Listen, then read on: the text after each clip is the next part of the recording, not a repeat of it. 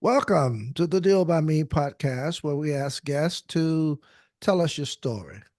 Hello there. This is Dr. James W. Smith, your host. We seek to transform lives by encouraging and inspiring. Someone encouraged and inspired this host, a former lawyer, gambler, inmate, and his life was transformed. The same can happen to you. So when you listen to any of the Deal by Me podcasts, please support this podcast with a donation or a monthly recurring amount for as little as $3. If you're viewing any of the podcasts on YouTube, please subscribe. To supporters of this podcast, we say thank you. Check out my encouraging, inspiring, and transforming books. I'm available for speaking engagements, in person and virtual seminars. So please contact me through my website, www.dealbyme.com. I have with me Dr. Kelly Bohnhoff, who says that after 35 years serving severely traumatized children, teens, couples, adults, and families, as a registered nurse and trauma therapist, she discovered during the course of her own spiritual awakening that in the depths of every traumatized family lies a hidden power, a sacred potential waiting to be remembered and awakened. I am excited. I'm very thrilled to have Dr. Kelly Bohnhoff come and share with us today. Uh, Dr. Bohnhoff, would you share with our audience a little bit about yourself and where you're being interviewed from? Yeah, so I live in Loveland, Ohio, right near Cincinnati. And I am thrilled to be here with you, Dr. James. It's such an honor to be here in this moment with you and your listeners. Um, my sacred journey started in South Texas in the early 1960s. And when I was a little one, I was what felt like surrounded by energy that seemed a little overwhelming to me. And I couldn't quite figure out what was going on. And in that adversity, from a very early age, I had one question that I was devoted to finding the answer to. And it was, why are children being hurt by those who have the opportunity to love them and Hmm. keep them safe? And so through a navigation, so from my perspective, my parents, myself as the oldest, and my three younger siblings as souls, we chose and were chosen in this particular opportunity or expression of life to come in and heal ancestral trauma and karma that consisted of um, abuse, some alcohol, some mental illness, and a whole other list of experiences. And when I was little, what can happen to us in our first 7 years, I realized later as an empath, I had picked up on my parents' trauma, believing it was mine. And so all of the hurt and the worry and the anger and the unhappiness was actually not mine. But I believed it to be mine. And I never stopped loving my parents, not for 1 minute. What happened though was I stopped loving myself.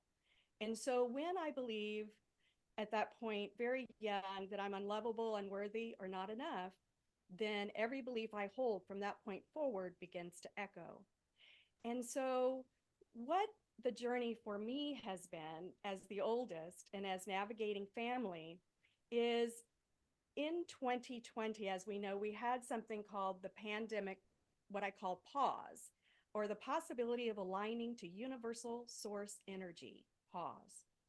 And in 2020, I was, as a registered nurse and a trauma therapist working in the community, I was asked to stop seeing and being with traumatized children and teens. And I knew that if someone didn't have their eyes on them, that all kinds of things could happen. And so my heart was broken as an essential worker because I was no longer able to interact with those who have been living through and were living through similar experiences to my own in childhood. And heartbroken, I ended up needing to stop at the end of 2020 after 35 years to do three things. I needed to break down, to break through, to break free. Hmm.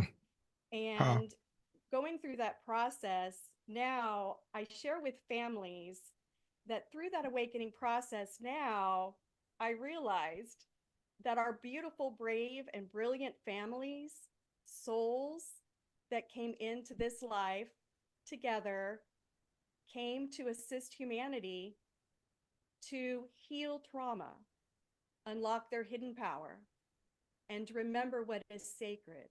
So, what does sacred mean? It means worthy of unconditional love, devotion, and reverence. And so, as what I call the merry-go-round of survival, which we can talk about, the pattern that I noticed in traumatized families and in my own continued to anchor us in our suffering. I realized even in my own family that we hadn't had an opportunity to break through to remember our sacred nature.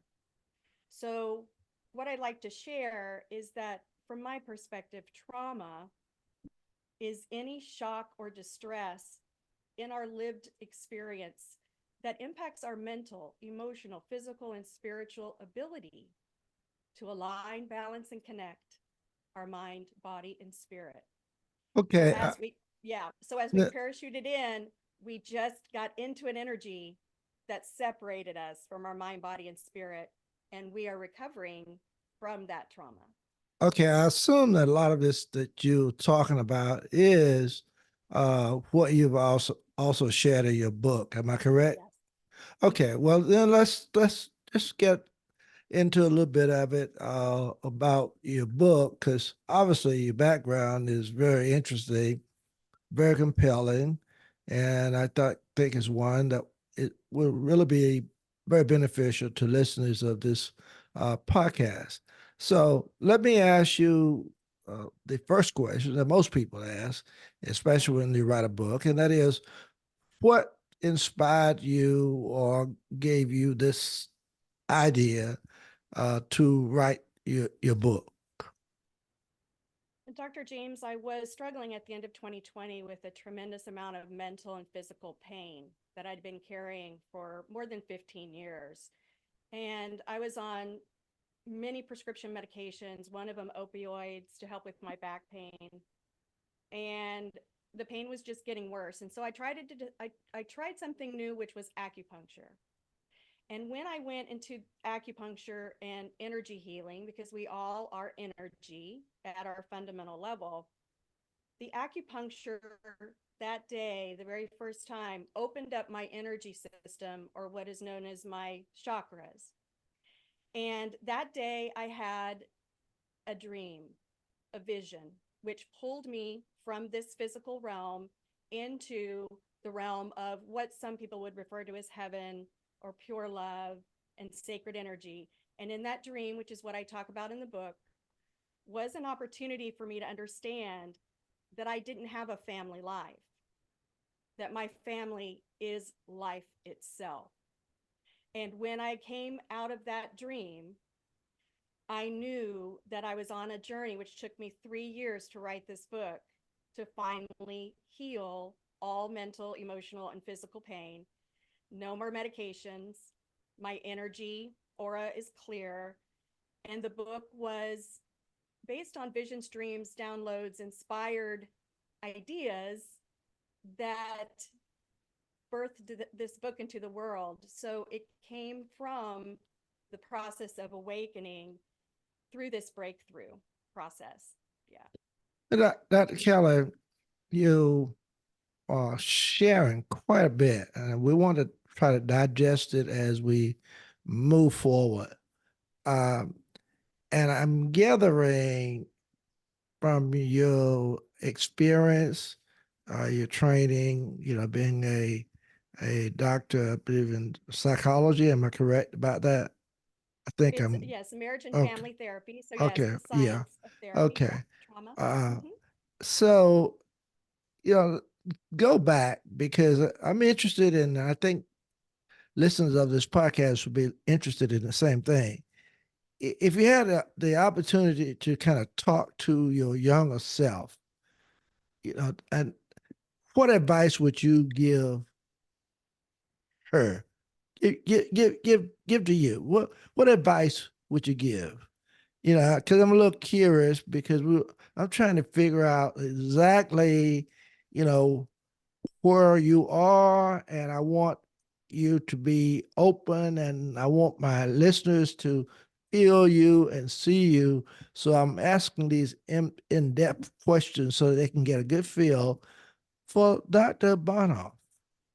Sure.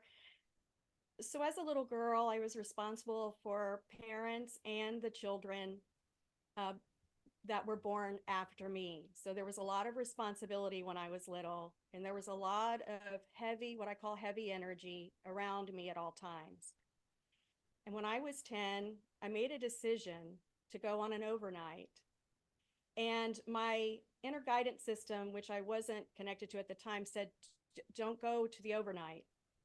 But when I did that night, I was caught in the net of trafficking. It was just down the street from my home. And it's a very hidden experience for children. And the most traumatized version of little Kelly was during those years of 10, 11, and 12. And in psychology, dissociation, which I had suffered from, for me was the grace of source, universe, God that pulled me from that experience so that I didn't remember everything. So when I was healing, that version of me who was very angry and upset that she had had that experience, it was at that time I had something called soul loss. So that version of me went into an absolutely another realm of place to survive. And in that soul loss, that's why it took me so long, more than 50 years, to have this awakening. I had to retrieve her. So, what I would say to her, and what I have said to her, and what I say to her every day now, as we integrated, was, you are beautiful, brilliant, brave, safe, strong, secure, sacred, and sovereign. And there is a reason why you have experienced this, and to hang on, because the joy and the belonging and the love you are is with you now, even though you cannot feel it. But there is a purpose and a meaning behind these experiences, and all will be well. Hmm, very compelling, uh, interesting, and I guess if I could use another word, intriguing. Obviously you had a traumatized life as a child. Um, so I feel that, I sense that. So what's your favorite way to maintain alignment, balance, and connection to yourself, your family and others, as you go about your daily life? Is there how you do this? Well, the first thing I had to do was to trust myself again, and to understand that when people tried to love me, which was painful, and I believe this happens with many traumatized children, teens, adults, and families, is that we do erect something that I had sensed, but I didn't understand until much later, this energetic wall around our hearts and our energetic wall around our families, kind of like a fence around our homes, to keep people away, to help us feel safer. So the status quo, even if it's darkness, so I'm not a stranger to the dark. I used to go into a closet when I was small because we were in the I'll give you something to cry about generation. So in a closet, very quietly, if I had big emotions, I would make sure that I couldn't be heard. So if someone were to pull open the door to the closet and the light were to flood in my experience, it meant something terrible was about to happen. So it took me a long time to understand that being so used to the shadows and the danger and the heavy energy, I really didn't trust the light that was coming to assist me or help me. So the very first thing I had to do was to feel the light in my body, to feel or not to feel. That is the question. To bring my body fully online, to feel these subtle energies of love, and to actually get used to them in order to trust them. And the way that I stay aligned, balanced, and connected for myself, which is different for everyone, is I walk through nature, but what has really healed me is laying physically on the ground 45 minutes to an hour a day, Mm-hmm. walking along a beach, getting into the water. Nature has been very important to me. Prayer, talking out loud to guidance and angels, allowing them to show me the synchronicities and magic of life, to hunt for joy and find it. This is what I'm so excited to share with individuals, couples, and families, because as my vibration began to rise and I began to realize I am a infinite intelligence, pure love, and sacred energy in action, it shifted my relationship with my husband that had been in perilous waters because he came from a trauma background too. It shifted my relationship with generations of my family.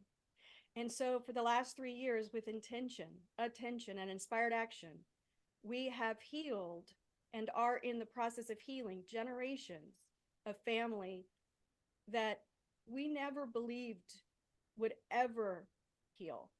Mm-hmm.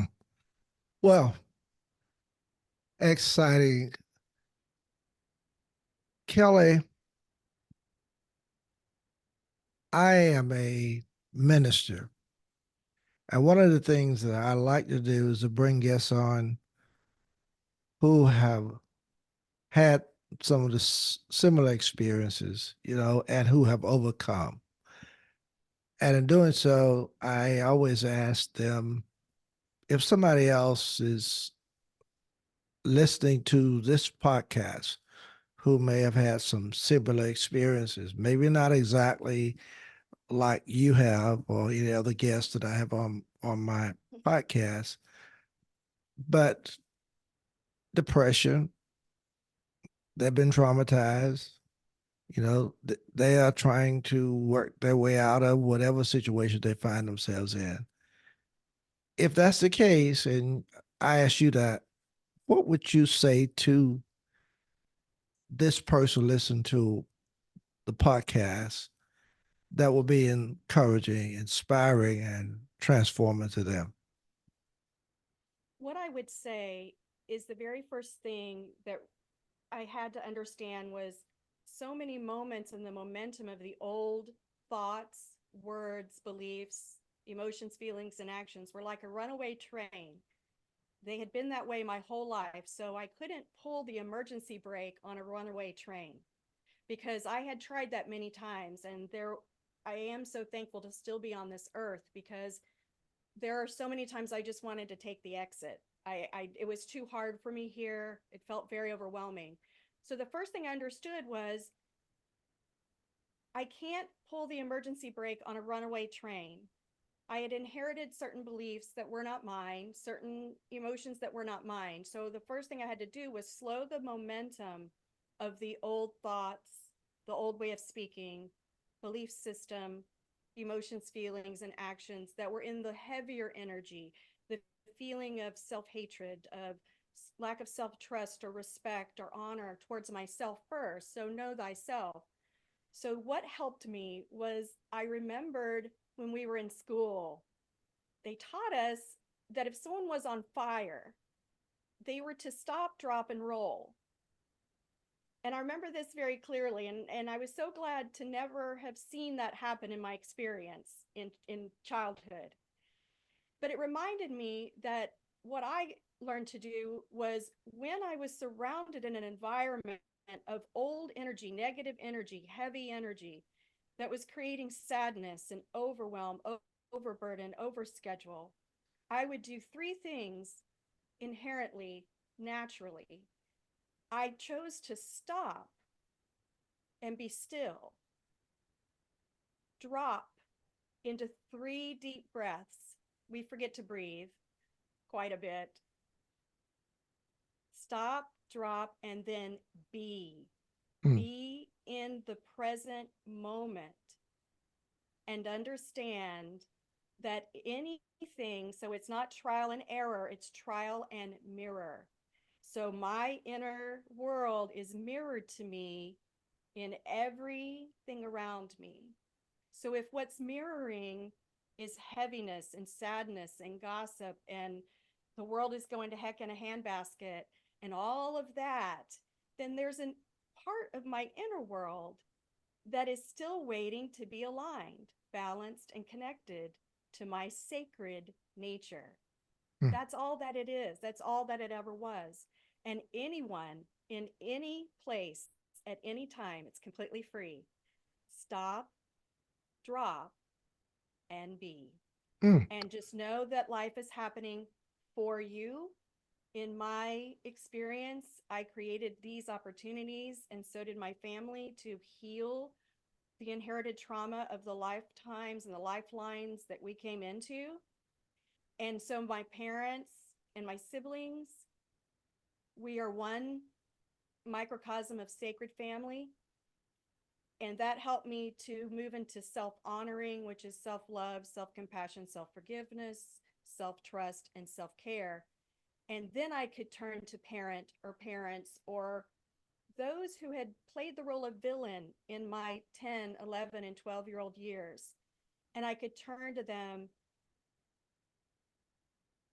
in my heart and say, with truth, I hear you. I am grateful for Okay. you. Okay. So I that's how we do it. I got you. Um, I do want you to, well, I want to ask you this question now because you did say something as you started about you couldn't pull the brakes on a runaway train, Right. but somehow you did you were able to kind of get to where you are now. So you had to have some way of getting off. Was a gradual stopping, or was it an abrupt stop of the train itself that caused you to get to where you are now? I'm just a little curious. No, it's a great question. So the train becomes transformed just like the merry-go-round of trauma. But what happened to me? So there's this beautiful energy of stubbornness that runs through our family's line. And so as a healer, I didn't realize I was taking in the suffering of others, and it was slowly killing me. So I had no boundary around that because I didn't realize that's what I was doing. So at 57 years old, it was finally the pandemic that stopped me. There's that metaphorical energetic wall, and I slammed so hard against it.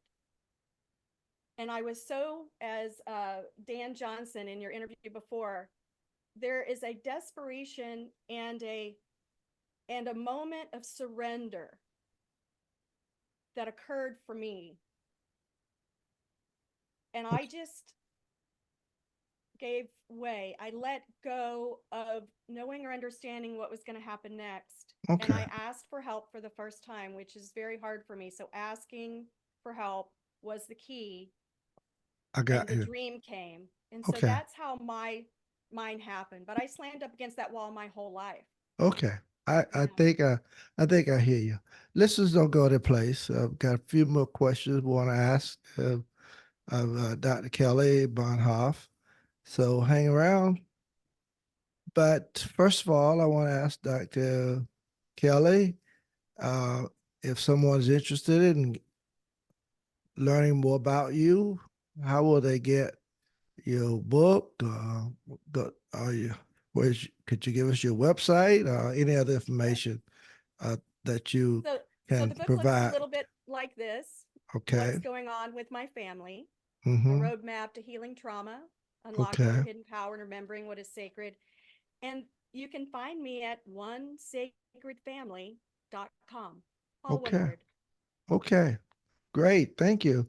Let me just share this with listeners. You might be interested. The book provides insight through the lens of spirituality on the origin of family trauma and practical steps to end the cycle forever, proven practices to transform the merry-go-round of survival, a roadmap to navigate from adversity to abundance, the seven superpowers of family, and the impact of our awakened presence in the world. So when you get this book, you will really get some very good information.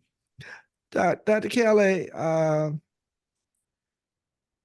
what universal laws impact traumatized families most often? You are an expert in this, so kind of talk to us a little bit. I think for me, it would be the law of vibration and resonance. Mm, And the reason for that is we are masters of energy and creation by nature. And what I didn't learn in kindergarten was that every thought, every word, every belief, every feeling, and every action has a vibration. And when that vibration is set from my being out into the universe just simply has no judgment about that at all. All it is me saying, I'm sad as a little person. I'm really afraid, fear, familiar energy aligned with resistance. I'm super afraid. And so the universe in vibration and resonance says, oh, Kelly would like more experience navigating and learning about fear, navigating and learning about sadness, navigating and learning about fill in the blank. And so, what we didn't understand is that we are co creating our reality. We are that powerful. It's just that we did not understand, and there was so much lost in translation through our family line that we were actually creating and manifesting what we did not prefer. So mhm, this echo has been what I experienced and felt as a little girl. It's called the shark tank of mhm. energy. And it comes from many, many places. But the bottom line is our children, when we're little, our sacred nature is online. Okay. It's the environment around us that's so heavy. So we either go to the law of conformance and we conform to survive, or some do hang on to their sacred nature, but they keep it secret. Okay. Thank you so much. I've got to ask you this because it's part of what you have kind of shared. And Yep, so I'm going to ask, go ahead. what is the one question you wanted to be asked but never have been? It is, how do we keep the light on in our children's eyes? Mm, how do we keep the light on in our children's eyes? You ready to answer I am. it? As a parent and a grandparent, I've had an opportunity to understand this deeply. And the very first thing that I would say to anyone who wants to love and keep children safe is the very first thing to keep the light on in our children's eyes is to restore the light in our own, Mm, to know well said. thyself. Well said. Well said. Dr. Kelly, it's been great talking to you today. Been a Thank you, great, Dr. James. great guest, and I do appreciate all that you had to share.